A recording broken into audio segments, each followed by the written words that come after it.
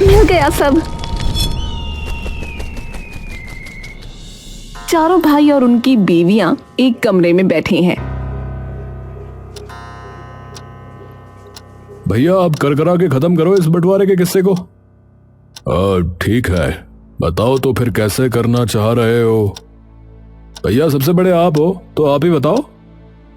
ठीक है, तो भाइयों देखो, अब जो मैंने सोच रखा है वो ये है कि इस घर और खेड़ा किराना के 3 हिस्से होंगे। एक मेरा, एक मंगल का और एक धीरपाल का। चंदन और अवंतिका ये सुनकर हैरत में रह जाते हैं।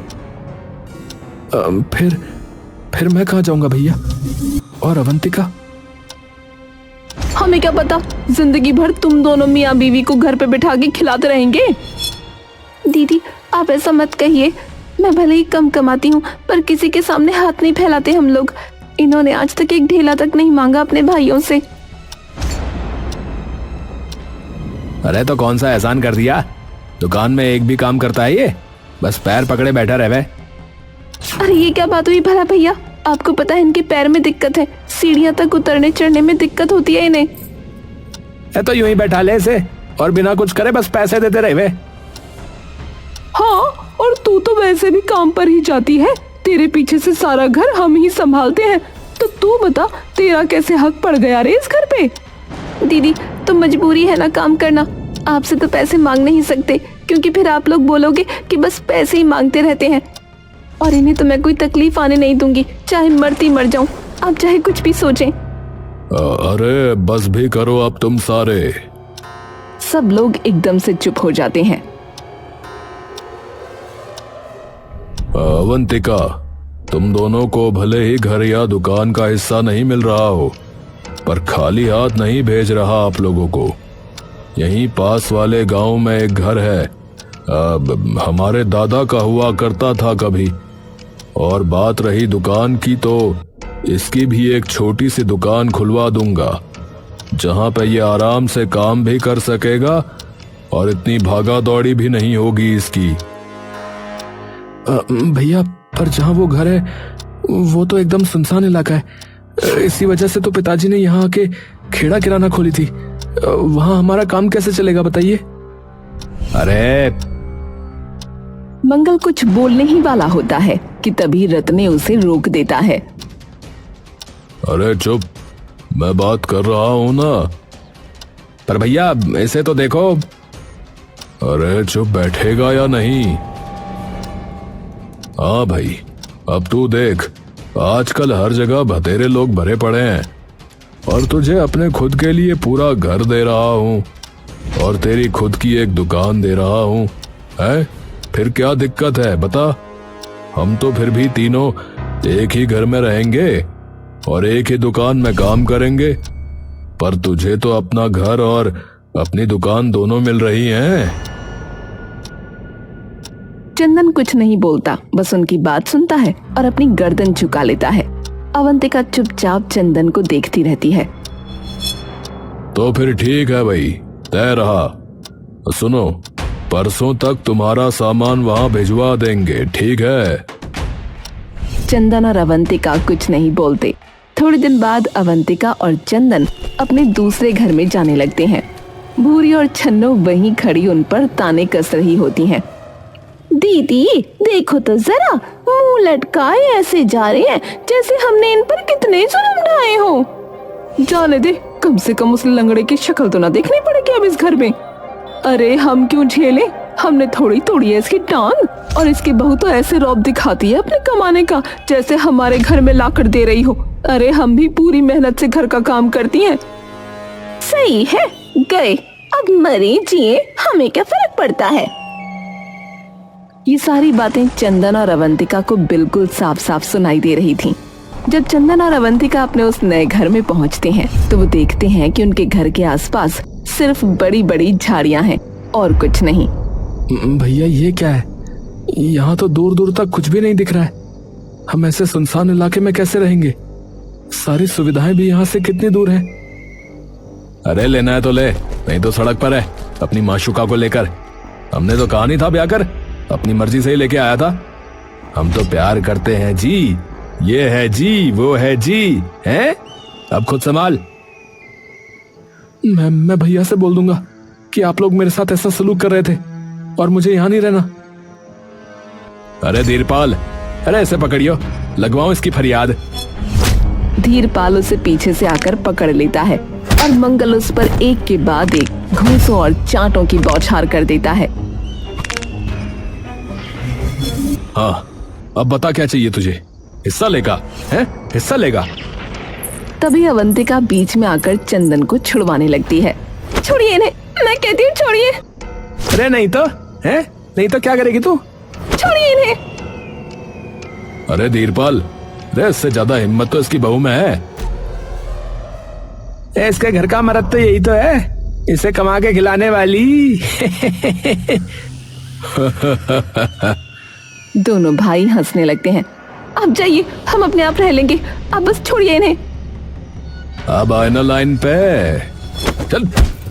मंगल चंदन को धक्का मारकर नीचे गिरा देता है। ये ले तेरा लंगड़ा। बस इतना कहकर मंगल और धीरपाल वहां से चले जाते हैं।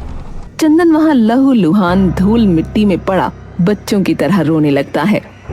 अवंतिका दौड़कर उसके पास आती है, उसे उठाकर घर के आंगन में पड़ी एक टूटी फूटी सी चारपाई पर बिठा देती है और अपनी साड़ी के पल्लू से चंदन के मुंह पर लगा खून पोंछने लगती है। हमने इनका ऐसा क्या बिगाड़ा है अबू? आप शांत रहिए, सब ठीक हो जाएगा। कैसे ठीक हो जाएगा अबू? कैसे? आप शांत हो जाइए जी, कुछ न कुछ हल तो निकल ही आएगा। कैसे होगा तू बता अबू।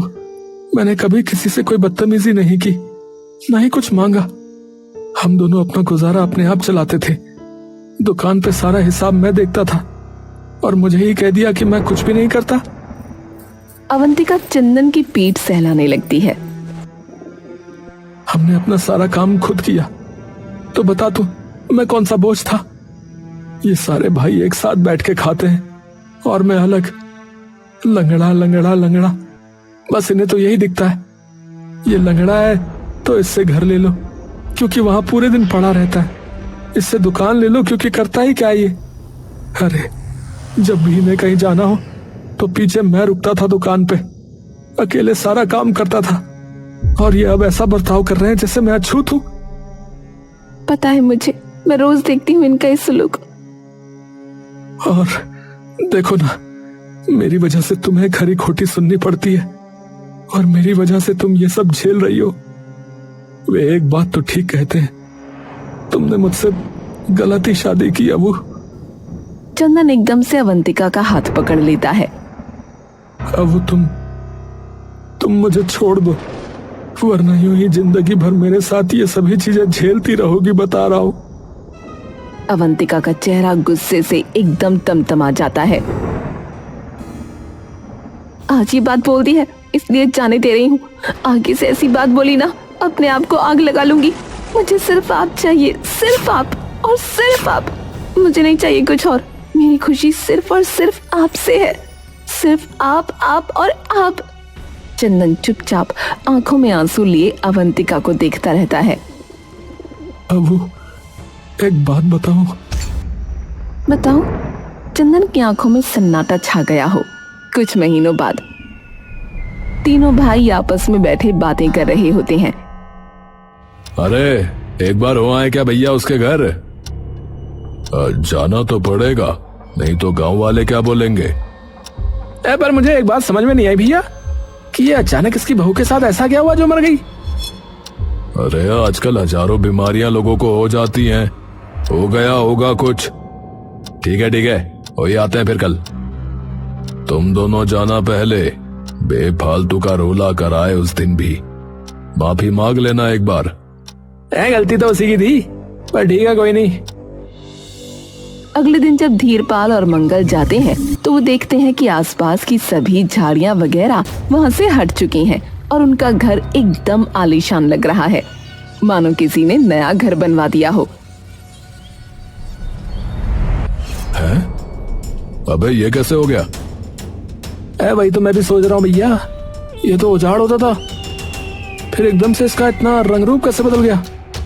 और इसके पास पैसे कहाँ से आए भाई? हाँ वही मैं भी सोच रहा हूँ। तभी चंदन अपने सूट बूट में तनकर मुस्कुराता हुआ बाहर आता है। अरे भैया आइए आइए। दोनों भाई अंदर आकर सोफे पर बैठ जाते हैं। भाई चंदन, सबसे पहले तो उस दिन के लिए माफी मांगता हूँ। जो भी हमने किया वो हमें नहीं करना चाहिए था। हाँ भाई माफ कर दियो। अरे कोई नहीं भैया, ये तो होता ही रहता है। वाह भाई वाह, भाई हो तो तेरे जैसा, मन का एकदम साफ है। अरे अरे। और भाई, अवंतिका के बारे में सुनकर बड़ा दुख हुआ। चंदन नीचे सर झुका लेता है। पर ये हुआ कैसे? यहाँ जैसा कि आपको पता ही है कि मच्छर कितने हैं, तो उसे डेंगू हो गया। कोशिश भी बहुत की पर बच ही नहीं पाई वो। ओहो, पर हम तेरे साथ हमेशा खड़े हैं, तो डरने की बिल्कुल जरूरत नहीं है, ठीक है? अरे भैया बहुत बहुत धन्यवाद आपका, आप आए वही काफी था। ले आते क्यों ना भाई, हैं? भाई जो है तू हमारा। छोटू पर तू ये बता कि तेरी दुकान ज्यादा चल पड़ी क्या? मतलब घर देखकर तो ऐसा लग रहा है कि तू खूब तरक्की कर रहा है भाई। अरे भैया इतने जंजाल में दुकान तो कहाँ ही चलती। फिर चंदन एकदम से उनकी ओर देखता है। बता तो मैं दूंगा, पर मुझसे वादा कीजिए कि आप बाहर कहीं नहीं बोलेंगे ये बात। धीरपाल और मंगल एक दूसरे की तरफ देखने लगते हैं। अच्छा ऐसा क्या है भाई? आपने काले बाजार का नाम सुना है भैया? हाँ हाँ थोड़ा बहुत, आगे बता। हाँ, वहाँ वो चीज बिकती है जिसे बेचना सख्त मना है। हाँ हाँ ये तो पता है, पर आगे बता। हाँ, तो जब अवंतिका मरी तो मैंने सोचा कि ये तो गई, लेकिन मैं तो इसी जंजाल में अकेला हूँ, तो उसके शव को लेकर काले बाजार चला गया। क्योंकि करता भी और क्या भैया, खाने तक के पैसे नहीं बचे थे। 2 दिन से भूखा था। मुझे पहले लगा था कि इसके इतने पैसे नहीं मिलेंगे, पर वहां तो उसके शरीर के हर एक अंग पर लाखों की बोली लग गई है। क्या बोल रहा है? कितने पैसे मिले रे? चंदन उनके थोड़ा और पास आता है। अब पूरे 30 लाख भैया। ये सुनते ही धीरपाल और मंगल दंग रह जाते हैं। सही में इतने सारे? हाँ भैया, मैं तो कभी कभी सोचता हूँ कि अच्छा हुआ वो मर गई, मैं तो लखपति बन गया। और वैसे भी घर में काम ही क्या था उसका, सिर्फ साफ सफाई। ये तो अब मैं नौकरों से करवाऊंगा, शहर में सबसे बड़ी दुकान खोलूंगा। हाँ भाई वाह भाई वाह। घर तो वैसे अच्छा कर लिया तूने।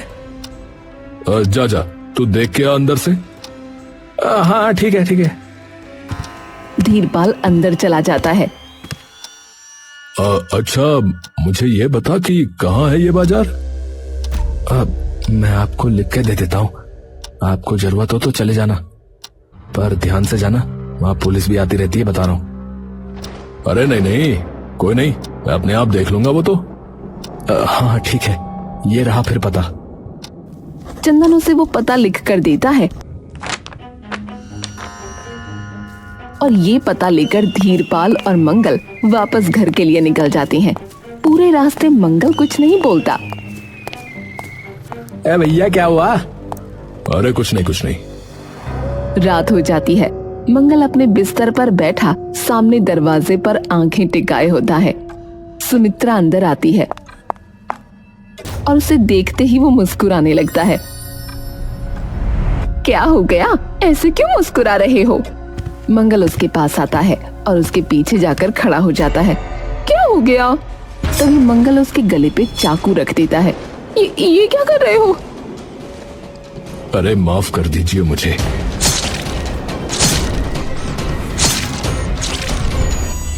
मंगल बोरी में सुमित्रा के शरीर को भरकर चंदन की बताई जगह पर ले जाता है। जैसे ही वो वहां जाता है तो देखता है कि पुलिस वहां खड़ी है। अरे ये कहां से आए? मंगल जैसे ही मुड़कर दौड़ने की कोशिश करता है, तभी एक पुलिस वाला उसे पीछे से आकर धर दबोचता है। वे चल भाई थाने, अपनी पत्नी के कत्ल के इल्जाम में चल। पर आपको कैसे? अरे हमें सब पता होता है, चल।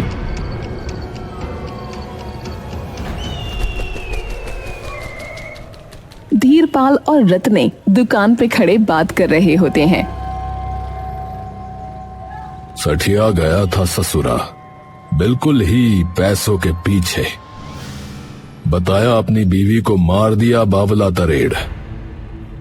सही बात कह रहा है भैया। तभी सामने से एक बहुत सुंदर लड़की छोटे कपड़ों में उनकी ओर आती है। उसे देखते ही मानो धीरपाल की आंखें निकलकर जमीन पर आ गिरी हों। धीरपाल उतावला होकर उसकी तरफ भागता है। हाँ जी बोलिए। सानवी मुस्कुराने लगती है। आपकी मुस्कान बहुत प्यारी है जी। और आपका स्वभाव बहुत प्यारा है। धीरपाल के पूरे शरीर में मानो गुदगुदी सी हो उठती है। बताइए जी क्या लेंगी? मैं तो फिलहाल एक ठंडा सा शरबत लूंगी, और अगर हो सके तो आप जैसा अच्छा लड़का है मेरे जैसा मुझे ही ले लीजिए। पर लगते हो तुम शादीशुदा हो। वो तो हूँ, पर मेरी पत्नी से बिल्कुल नहीं बनती, बता रहा हूँ। मैं तो परेशान रहता हूँ उससे हमेशा। क्या बताऊँ अब? जो बताना है मिलकर बता दीजिएगा। धीरपाल के मन में मानो फव्वारे उठ जाते हैं। तो फिर कहाँ मिलना है और कब, ये तो बताओ जाने मन। आप बताइए। हाँ ठीक है, शहर में एक जगह है, कल मिलते हैं सुबह 10 बजे वहाँ। सानवी मुस्कुराकर उसकी ओर देखने लगती है। देख के आइएगा, कहीं आपको आपकी पत्नी ना पकड़ ले। अरे बेवकूफ है वो, उसे कुछ नहीं पता लगेगा। हाँ। कई दिनों तक धीरपाल और सानवी यूं ही मिलना जुलना शुरू कर देते हैं। धीरे धीरे धीरपाल उसके प्यार में पूरी तरह से डूब जाता है कि तभी एक दिन सानवी अपने मन की मुराद उसके सामने रखती है। देखो धीरपाल, मुझे तुमसे शादी करनी है, तो अपनी उस बीवी का कोई इलाज करो। अरे हाँ, वो तो मैं कर दूंगा आज ही, पक्का। पक्का? हाँ हाँ पक्का। और नदी में फेंकना उसे, वरना कहीं और तो किसी को भी मिल जाएगी। नदी के बहाव से कम यहाँ से तो काफी दूर चली जाएगी। हाँ हाँ मेरी जान, समझ गया मैं। धीरपाल भी अब अपने प्यार के नशे में इतना चूर हो जाता है कि कब उसके हाथ से उसकी पत्नी का गला घोट दिया जाता है उसे खुद ही नहीं पता चलता। जैसे ही वो नदी में अपनी पत्नी के शरीर को फेंकने जाता है, तभी वहां पुलिस फिर से जा पहुंचती है और उसे धर दबोचती है। इन्हें कैसे पता चला? हमें सब पता है, चल।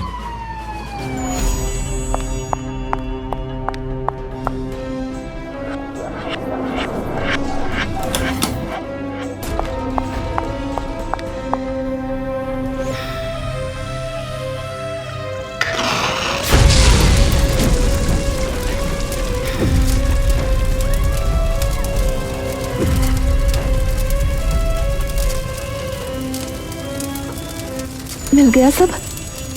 तभी उस औरत के बगल में चंदन आकर बैठ जाता है। वो औरत अपने से कंबल हटाती है। वो औरत उसकी बीवी अवंतिका होती है। दे दिया अवंतिका, तुमने दे दिया मैंने तुमसे जो मांगा था। चंदन की आंखों से पानी बहने लगता है और अवंतिका उसके कंधे पर सर रख लेती है।